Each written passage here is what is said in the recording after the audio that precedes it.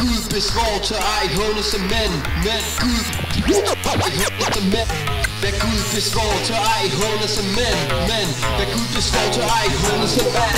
Antigone, Heimons kommende kone. Hun trodser kronen, forhindrer Polyneikes i at afzone sin død på jorden, strør sand over. Han ligner et pindsvin, der ligger og sover. Men et dødt pindsvin kommer ikke i dødsride. Alle vil til hads, for fordelen er fed. Der er varmt og lækkert, der er 10.000 bitches. Vagten er en snits for tæsk og 10 stitches. For at fortælle krægerne, at Polyneikes er overstrøget. Kom krægerne udbryder, hvis du lyver er du død. Men den var god nok, og Antigone skulle bøde. Så hun blev i sin celle, indtil alle de var døde. Antigone, hun hang sig selv i sit halsterklæde. Heimon stak sig selv ihjel, forvent at sit embede. Grevens kone kappede knolden af kroppen, og greven selv, han måtte leve i spotten, jo.